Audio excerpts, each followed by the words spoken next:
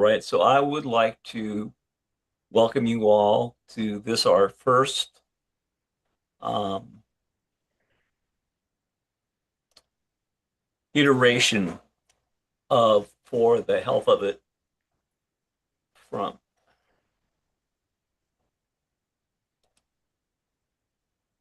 Emily, there's people in the waiting room. Okay, so I wanted to start this by actually saying what my plan was. And my plan was to be able to provide for you the latest in health and wellness. And I would like to tell you where this idea came from.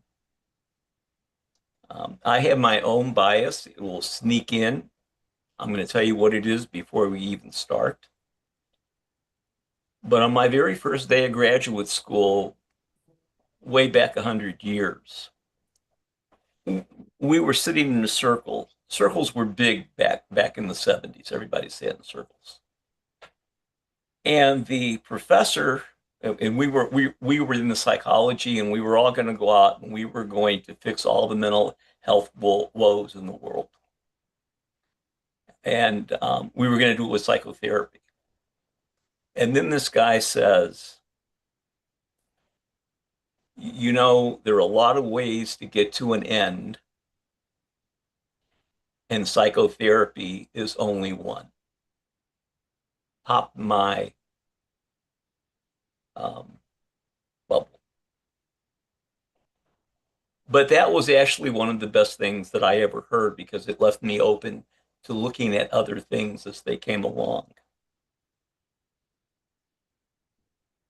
I my bias, for those of you who know, my bias is the battery. The body is a battery.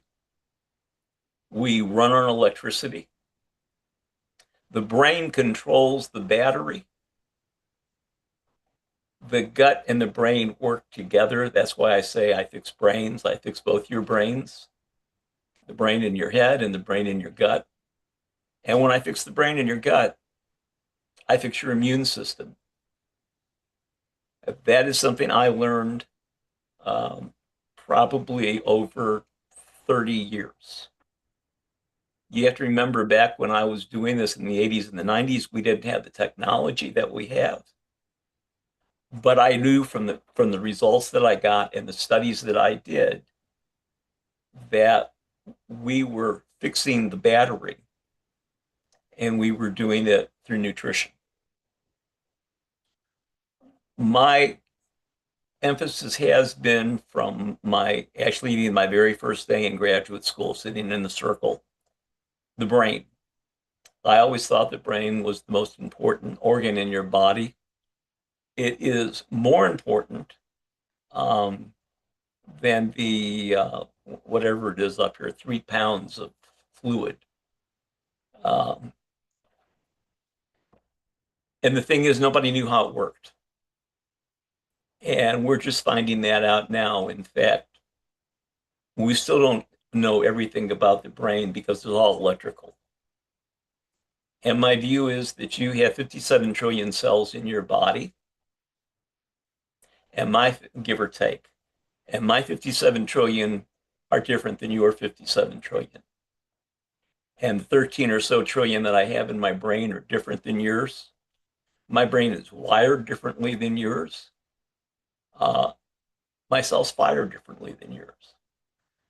But I'll tell you one thing because you're dealing with biology.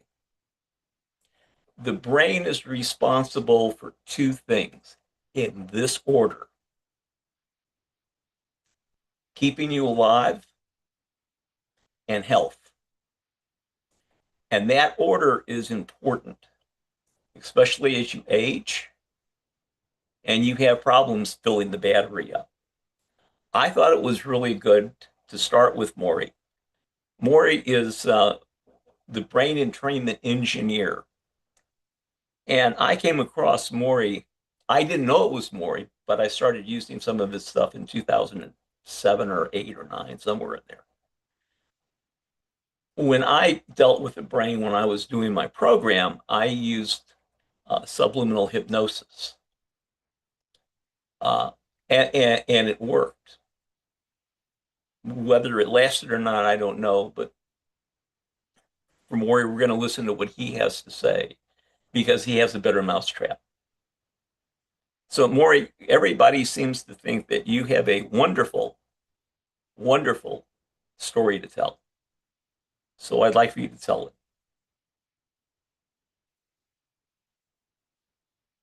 You're muted. I guess you're looking for me to remember to unmute myself. So Oh, yes, I'm sorry. I should say that. no, that's quite all right.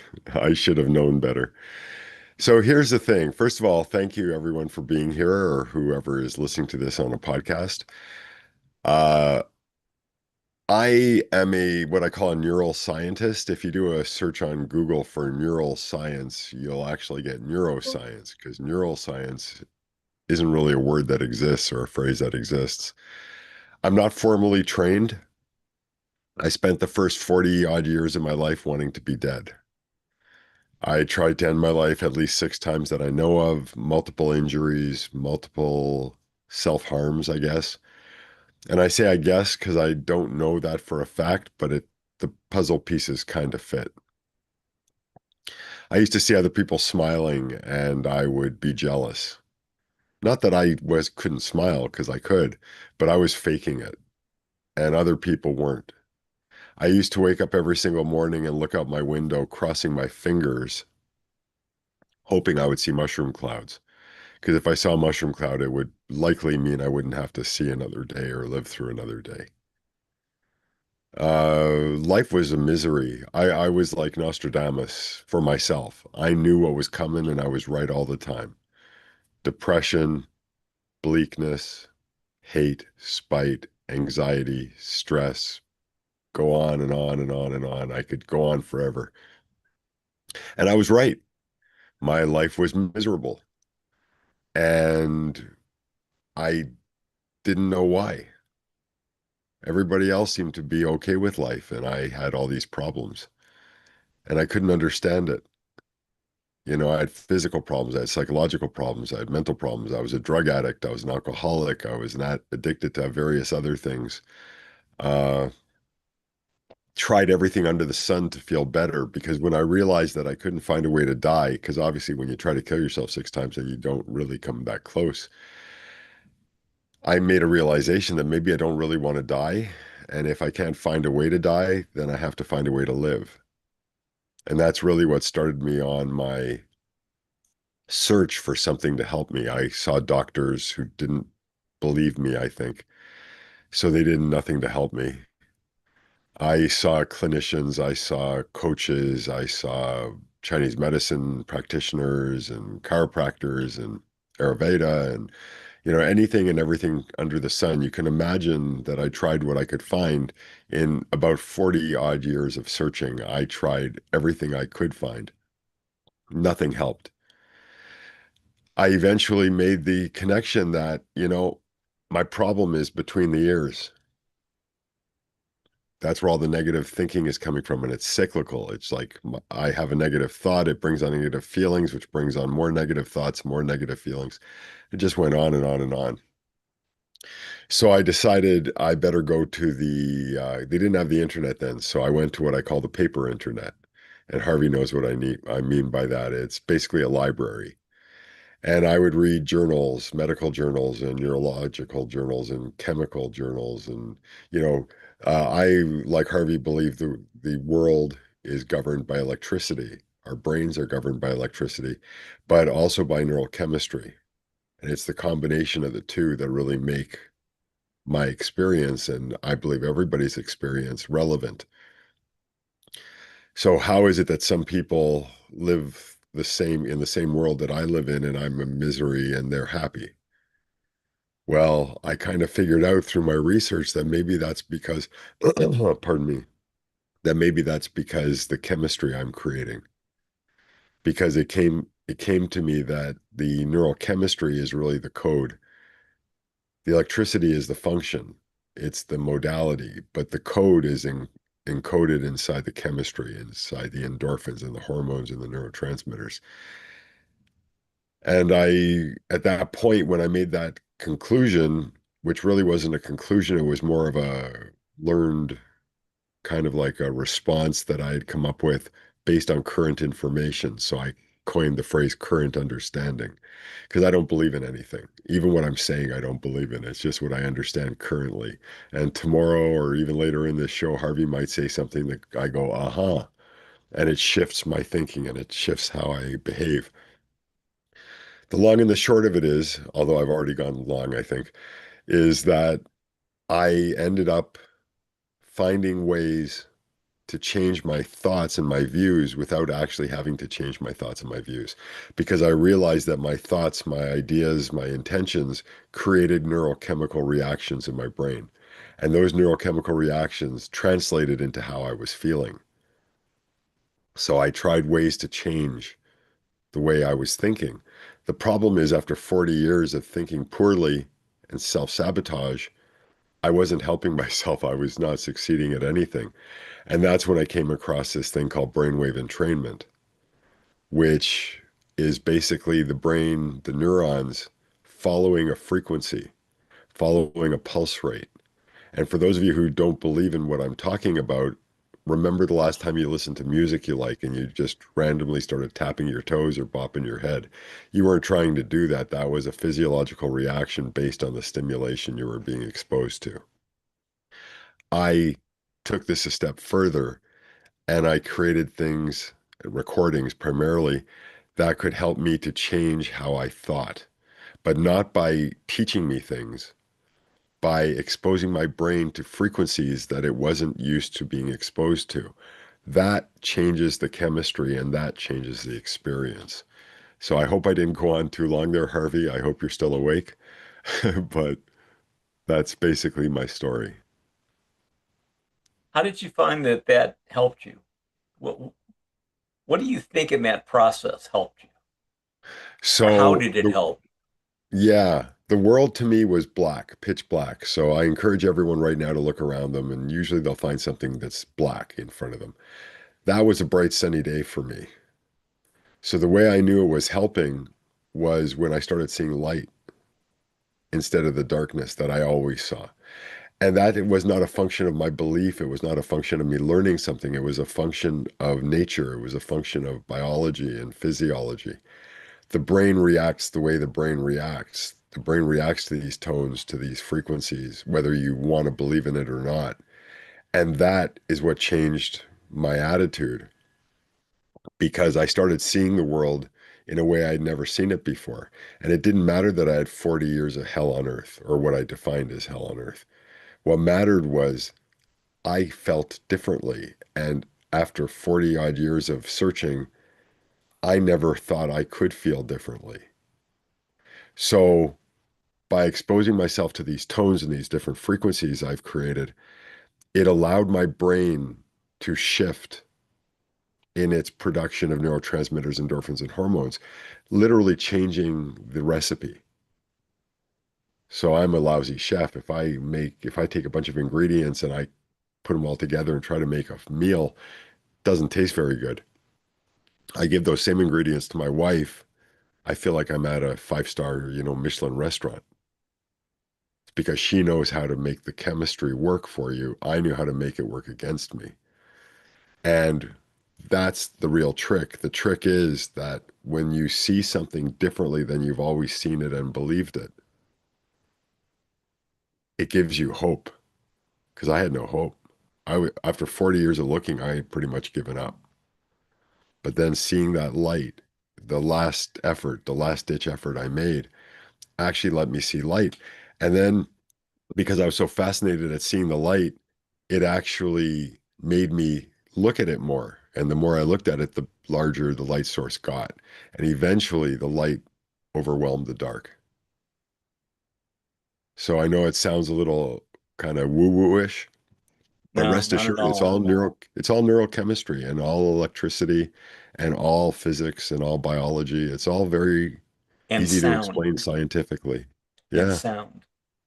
Yeah. And And the sound is interesting thing about energy. sound, That's it exactly. I was going to get to that. So you're not hearing me now, Harvey. Nobody is. And nobody's ever heard anything. Sound, like Harvey said, is energy. It's vibration. And what happens is if like I'm talking, I'm putting my hand on my throat, I can feel the vibration of my voice and I can feel the vibration in my jaw. So what happens is that vibration gets translated into what we call sound. And then we give that translation meaning. It's all very scientifically reasonable and it all makes perfect sense. Most people don't try to understand. I had no choice but to try to understand because I was so miserable and I wasn't getting help anywhere and I couldn't help myself. But it's quite simple. There's not a lot to it. The brain interprets vibration, stimulation, and that's why everybody sees the world a little bit differently because they interpret everything based on their experience, not just the physiology of vibration creating, neurochemistry and electricity that gets interpreted as sound, but it's also the mind, which is seen as being, housed in the brain, but a lot of people see it in the heart and in the gut as well. Look, 80% of the neurochemistry on average is produced in the gut. And Right. Harvey was alluding to that before. I consider the gut to be more or less the production stage, and the brain is the processor. So we make what we need made in the gut, we transport it to the brain uses it. It's quite a beautiful arrangement. It is. And if you realize your hearing never shuts off, it's always on. Sight's on, but hearing is always on. And when the hearing's always on and you're feeding these sounds in, where are those sounds going? They're really going to your subconscious mind rather than your conscious mind, because it's the subconscious mind that's interpreting the sound waves, because you don't have anything in your conscious mind to do that unless you're an engineer or you are a sonar operator. Sonar operator has a uh, manual that he can tell sounds. He can tell what he's listening to. He can tell if it's a fish and what kind of fish it is because he's got a reference. But we don't have a reference for the stuff that you're doing until you do it. Yeah, there you go. Yeah, when I have to, I've got a bit of a cold, so when I have to cough, I'm going to mute myself and then mute after. So so let me go back to my bias, which is nutrition and physical activity. And for those of you that are listening, Maury lives in Toronto, and Maury gets more exercise in one day than I get in my entire life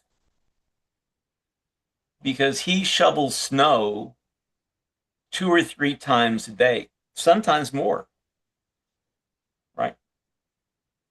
That is phenomenal exercise. Truthfully, if I did that in my shape, I'd drop dead. And I'm not sure at my age I can get back in that shape. Because what I tell people when they're 40, if you want to do at 60 what you're doing at 40, keep doing it. Don't stop. So let's go back to the nutrition. As you and I become friends, I've learned that you eat really well. So how do you think that's made a difference? Well, I've kind of been hammering home the concept that neurotransmitters are created by brainwave activity, and the arrangement and the production of them creates our experience or our ability to frame our experience in any way we choose to. How do you think neurotransmitters are built? Like, for instance, let's say you were a construction company, Harvey, and I said to you, I'm hiring you to build a housing development for me. You need to build 100 houses on this plot of land that I bought. Yep. But I don't give you wood, I don't give you nails, I don't give you paint, I don't give you shingles, I don't give you wiring or plumbing or any of that stuff. How are you supposed to build the houses? Well, you With a have to great get deal of all this stuff. difficulty. Yeah, you basically have to buy all this stuff. You have to get all this stuff. Well, however great my work is that it helps the brain to get into states so that it can produce these neurochemicals, how's it going to do that if it doesn't have the building blocks, the precursors? It can't. And if you're eating McDonald's all the time, I use McDonald's as an example because I think it's death on wheels, quite frankly. But if you eat fast food and processed meats and cheeses and basically processed stuff, someone told me years ago, if you can't pronounce it, don't eat it. So look at the ingredients. I'm not sure if it's this way in the United States, but in Canada, they have to have a complete listing of all the items that are involved in any kind of food product. Right.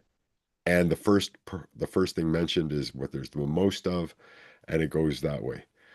So the bottom line is you need to have decent nutrition. You don't have to be 100% organic. You don't have to be 100%, paleo or whatever, Anything. Mediterranean. Yeah, but you do need to get enough of the good stuff into you. You know, it blows me away how for so long I was eating protein bars because they're supposed to be good for you, right? 7 grams of protein in this little bar. That's amazing, you know? And there's 42 grams of sugar, and there's this, and there's that, and all this I other did crap, that. right? Yeah, I I thought used they were to, healthy. oh, And then I I used to looked at the have bags of potato chips, and I don't mean the little bags like for Halloween. I mean the party size bags. And I would sit down and I would just like shovel them in. It was like I was a mining operation. and your brain, they make the food, they engineered the food Yeah. for you to do that. So when they say you can't eat just one, you can't eat just one. Yeah, they're not It's the whistling Dixie. addictive part of the brain. That's it exactly. Right. And what happens when your metabolism gets out of sync, you crave those things. Yes. I remember when I got sick um, back in the 70s, and I didn't know what was wrong with me. I used to crave sweets, carbohydrates. I don't eat sweets. I it's not a big thing for me. But man, I sure ate it back then. And what would happen is my clothes, if we went out for pizza, by the time we got done, my shirt wouldn't button. And from Yeah. there I got worse. So you're right. It really is what you put in your mouth. And it's also if you're a diabetic or you got some other metabolic disease, it's not only what you put in your mouth, but when you put it in your mouth. Yeah. And if you got other problems, then we need to adjust your meal times. For example, I have muscle wasting, sarcopenia. So what I do at night is I take this cottage cheese, I put almond butter on it, I put turmeric on it and a little pepper, I put some chia seeds in it, and I eat that. What does that do for me? It gives me the building blocks for protein without raising my blood sugar. That's the key. What we know now it's inflammation that causes all of this. But what's interesting is we're finding out that blood sugar, that when you eat carbs, you eat sugar, your insulin spikes whether you're a diabetic or not. Yeah. That's why when Dr. Grant and I do the AO scan, we find that you're not a diabetic, but you've got signs of being a diabetic. Oh, we didn't know what that was. Well, what we know now is everybody has that because your body works that way. And so, one of the things that we're going to have to do as a society is to limit those what we call postprandial spikes. And and and that takes time, and it takes learning a pattern of when to eat and what to eat and how to eat. We don't have to worry about you and exercise. You get enough of that done. But exercise is also important. As you get older, well, resistance exercise. As you get older, well, you may not be able to do resistance exercise. So you may have to do chair exercises. But way back when, we used to have something called isometrics. Isometrics is a form of resistance. So you don't have to go to the gym.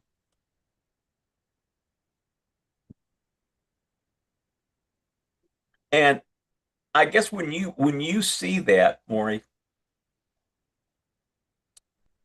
you've seen people who have responded to your work. What kind of feedback have you got?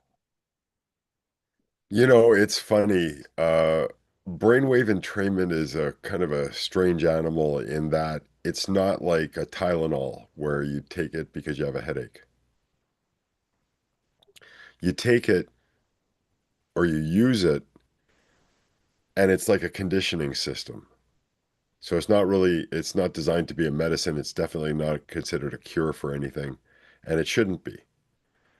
But the mind and the strain and the stress and everything else that people can experience is a killer. That's what, you know, it literally it literally creates problems with the heart and the liver and the lungs and the brain and circulation. Everything and anything gets worse when our bodies are fighting stress and anxiety. So one of the biggest things I get from people is they sleep better. People don't realize how important sleep is to your overall day. If you had a really good day yesterday, think back to how your night's sleep was. Probably you had a really good night's sleep. You probably woke up in the morning and within 30 seconds you were like ready to go. You had no problem at all. Sleep is a very important aspect to wakefulness, and people don't Interestingly, in realize that. 1991, when I wrote my paper on the body as a battery, I noted that sleep was the alternator. Now, Yeah, we didn't know how important sleep was back then until 2013. You have to remember, we didn't have a lot of technology, but I used to treat a lot of people with chronic pain. And the one thing that was, and head injuries, and the one thing that was common to them is they didn't sleep. When they got to sleep, they got better in a hurry. yeah, Why? Because sleep is where all the little street cleaners come out. yeah, the lymphatic system. But the important thing is they have to be able to dump someplace. And if your gut is not working, and remember the gut starts at your nose and goes, it's 25 feet and goes to the other end. It's one long tube. If that tube isn't working, um, there's no place for the blood and the lymph system to dump into the liver. So if that can't happen and it goes in, the kidneys get backed up. Your body has unbelievable places that it can put waste. Unbelievable places. We're so backed up now, we're putting waste into the skin, which is why we have eczema and psoriasis, which is just rheumatoid arthritis on your skin. So it's that waste, it's cleaning out the blood that gets people sick. And you have to have the nutrition to do that. The problem is as you get older, when you get 50, you don't digest food as well as you did previous. When you get to be 60, you're not metabolizing minerals like you did when you were younger. Each day, and this is just something the body goes through. So you've got to fix that and put the stuff back to make all that work. And again, we're just finding that out. Well, we found it out about 10 or 15 years ago. But the allopathic doctors don't want you to know that because they're not going to make money off of diet and nutrition. And what we try to do is get people to change over to food. You're going to have some nutritional supplements. For example, your body must have B complex vitamins, and you don't make any of those. And if you don't have B complex vitamins, you run into all kinds of problems and diseases. Um, there are you have to have water. Water is the big thing. People who come in and see me, I'm telling you, they don't drink enough water and they don't breathe. What, breathe? What do you mean breathe? People who are toxic, and we're all toxic. I mean, I used to say, unless you're breathing filtered air and drinking filtered water, it doesn't make any difference. We're all toxic. It, when you're toxic, you don't breathe from your belly, you breathe from your chest. So you don't get enough blood, enough oxygen. You don't get enough water. So if you want to go back to your idea with your car, you've got a car that's short on water, short on gasoline, or maybe you got an engine that takes super and you've got, unleaded, whatever the lowest one is. Car's going to run. It's going to run when it's low on water. I mean, there are cars out there that will run without water in the radiator, but it's not going to run well. And at some point, it's going to break down. And each mile that you run that car shortens the length of time that the car is going to run. So we're just this kind of really big, complex electrochemical machine that we need to put into the system to make what we need to make the body work. And Sure. And you were mentioning, Harvey, about how the body runs and about sugar and carbohydrates and stuff. We eat way too many carbohydrates in our society, way too many. There's sorry, there's ways you can eat it to lessen the negative effects though. For instance, if you have protein, you can literally have the protein first in your meal. So eat your meal in stages. Don't eat everything, a spoon of this, a spoon of that, a spoon of this. Have the protein first. That will act as a buffer against the carbs and any sugars that you're ingesting. It won't and necessarily that get rid of it. And the other thing is, and I'll just finish with this, go for a walk after you've finished eating, because your muscles say, hey, got to start burning something to give me the energy. So all that extra sugar that you just converted from the carbs or the chocolate bar, the piece of chocolate cake, a lot of that sugar goes into your leg muscles to allow you to burn it off so it doesn't cause that spike. Not necessarily. The buffering helps to mitigate the spike to some degree, but the walking helps to stop the crash. That's the chemistry. Yeah. The walking is the chemistry. Here's what we know about the chemistry. Inflammation is a vital part of your body, of your body's mechanisms. And when you eat sugar, inflammation takes off. Now, if you're not doing anything, it gets stored as fat, visceral fat.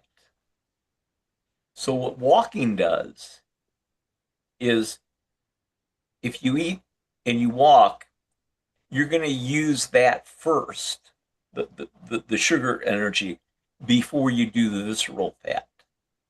And that's why people can go to the gym and they can exercise and they can and they never lose weight, because losing weight is a complex thing. Okay. The other thing is, what we have found is if you lengthen the time that it takes the stomach to empty, which is what GLP-1 does, if you can lengthen that time, then you end up shortening the period that well, I'm not saying that right. If you lengthen that time, it lengthens the time that the body has to digest what's in there. And that's why they're finding out that GLP-1 actually helps psychiatric problems. Well, yeah, it does, because it cuts down on the inflammation. But you're better to make your own GLP-1 rather than get it in a drug. Let's do we have anybody who wants to ask a question? You all are out there. We're getting kind of to the end of our time.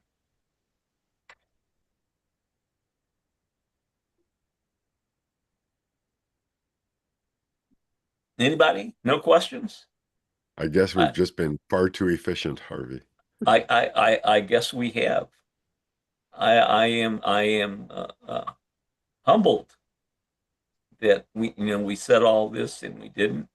So let me go back and say that the plan is to have people around like Maury, who have some ways of treating people, making them, improving their lot of life, keeping in mind that everything out there. Oh wait, yeah, BB,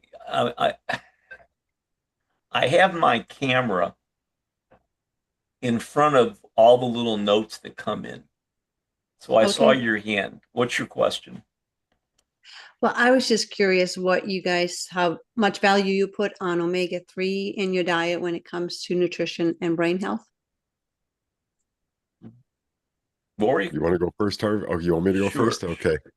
So when we're very, very young and when we're very, very old, fat is important like crazy for the brain. It's important from a developmental standpoint for babies. That's one reason why breast milk is so effective to, give a kid a good start in life. But also when we get very, very old, we require fat because the brain runs on fat. We need fat. People who have these no fat diets are, I don't agree with that at all. That's not the way to go. So anything in moderation is the best way to be as far as I'm concerned. So omega 3s, uh, I have 3 eggs every day. And what I do is I have them sunny side up, but the yolk is like orange juice consistency.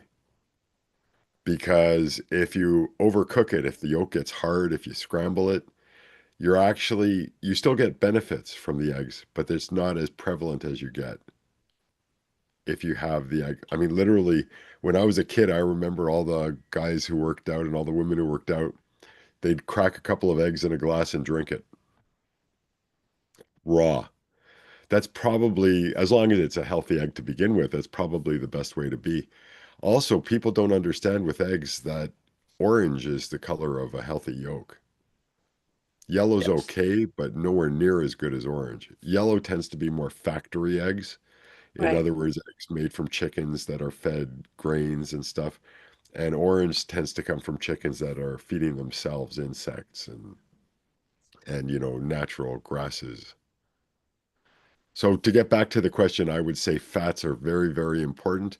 They're more important as you age and as you're very, very young, but they're important throughout the whole process. It's important to remember that. I was kind of having a keto-like diet for a while, and when I did my blood work, I ran it through AI, and I said, "Okay, examine all of this and tell me how I'm doing." And it said, "Well, it looks to me like you're on a keto-like diet and you're burning a lot of fat. So you're not burning sugar anymore, you're burning fat." So my cholesterol was a little bit high, but that's to be expected when you're burning fat because how do we burn energy? That energy has to travel through the blood to the body and to the muscles and the tissues. If you're burning fat, it makes perfect sense because cholesterol is kind of like fat, right? So if you are going to be burning fat, you're going to have more fat content in your blood because you're not transporting sugar anymore, you're transporting fat. So try to get a better understanding of what you're eating and why you're eating it.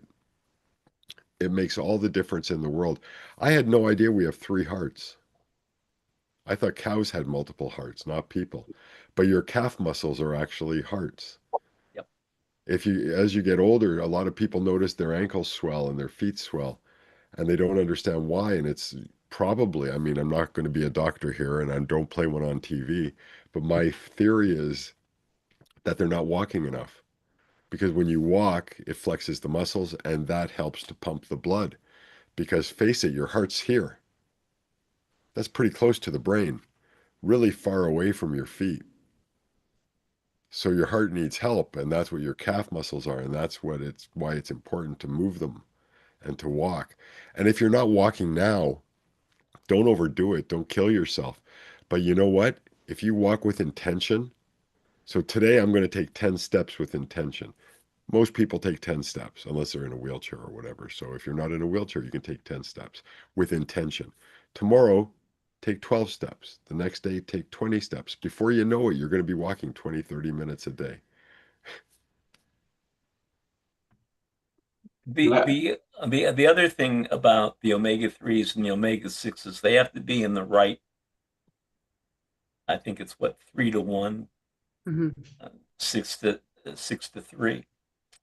But the important thing is they're antioxidants,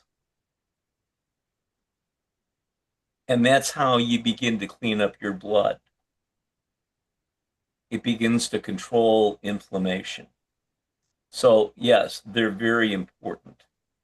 And I'll just jump in but based on what you guys are saying, obviously, because I do a lot of research on the brain, that whole myth about cholesterol is really what's killing us, right? Because our brains are mostly myelin, 100% of myelin is cholesterol. We've seen such an increase in dementia in older people because they're restricting cholesterol, right? Healthiest people die with the highest cholesterol. So that's just been a scam to sell statins, right? That's the pharmaceutical bad guy, and so And that's they're very and they important. are bad drugs.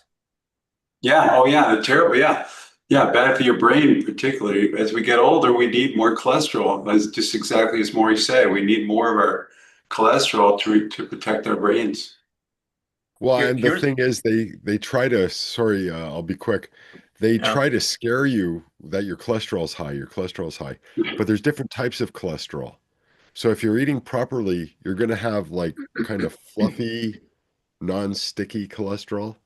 That generally goes through your arteries, no problem.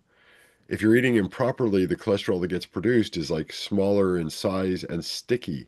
And that's what clogs up the arteries. That's what creates the Actually, it problem. doesn't though. It doesn't, latest research, it doesn't clog the Really? arteries. No, Yeah, no, it it's doesn't. actually, that's actually repairing the damage from sugar. Sugar, the inflammation is what damages the arteries. So, yeah, Interesting. And now the older you are, a high LDL is not a death sentence. In fact, you right, live right, longer. right, right. I'm going to And start if you're, looking into that. That's wonderful news. Thank you Yeah, I for can sharing. send you some info. It's Yeah, amazing. please do. Yeah, and if you're in balance with omega-3, that helps regulate that inflammation and that helps clear the arteries as well, especially if you have an antioxidant in combination with the omega-3. Your I body love learning. needs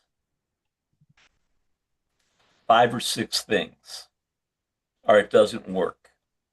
It needs potassium, sodium, calcium, and magnesium. It needs oxygen, and it needs iron, and it needs fat. Because when you create in the cell the spark, it has to burn something hot enough to oxidize the oxygen. Every cell in your body has fat, has cholesterol. yeah, And at some point, if you keep um, taking out cholesterol, you're gonna kill people.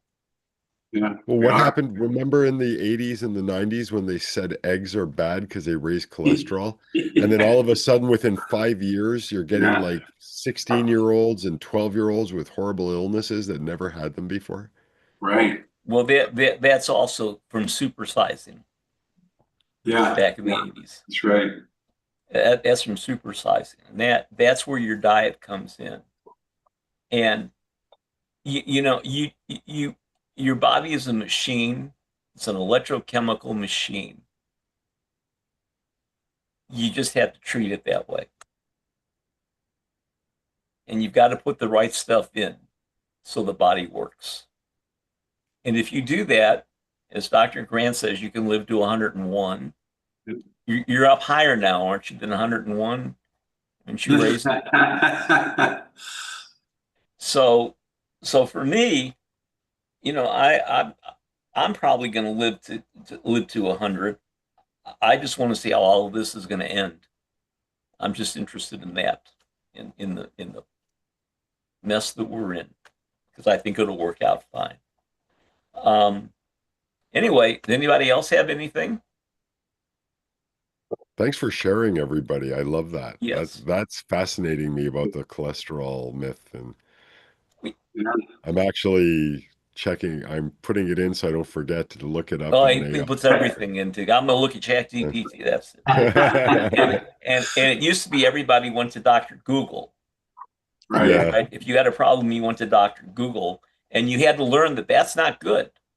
It's also not good to go to Dr. ChatGPT Well, because they don't know especially enough. when I was going to say, especially when you see the ads for pharmaceutical drugs right there with the article, right?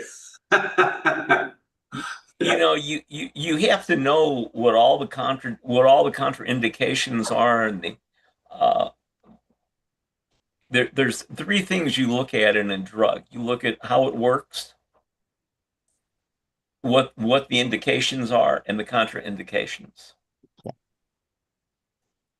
And you have to know that before you take anything. And that's why you really don't want to go around taking a lot of pharmaceuticals. But it's the same thing when you use herbs and you use vitamins and minerals. They're drugs also. Probably Everything you put in your mouth. 25%.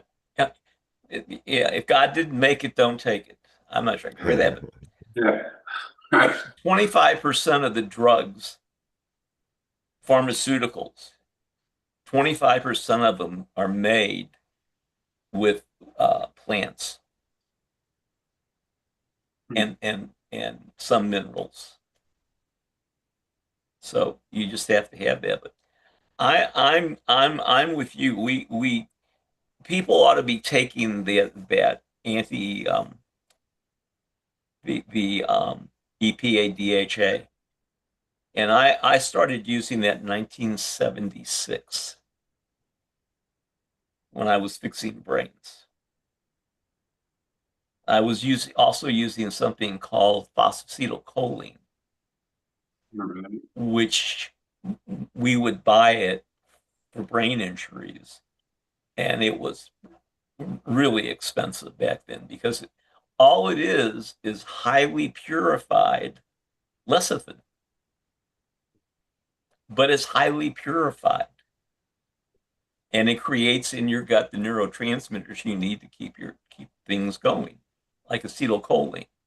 Which, by the way, as you get older, I won't say how old, but you've got to be careful of over-the-counter medicines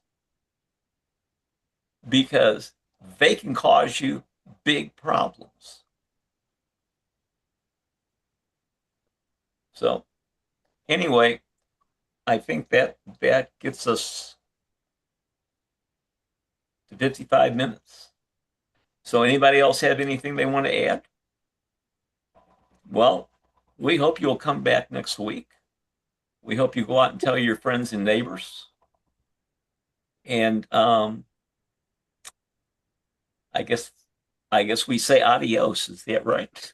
Thanks, guys. This is great. You guys, some of the smartest people I know are in this room, so it's always good to learn stuff. Thank you. Yeah, thank you so much.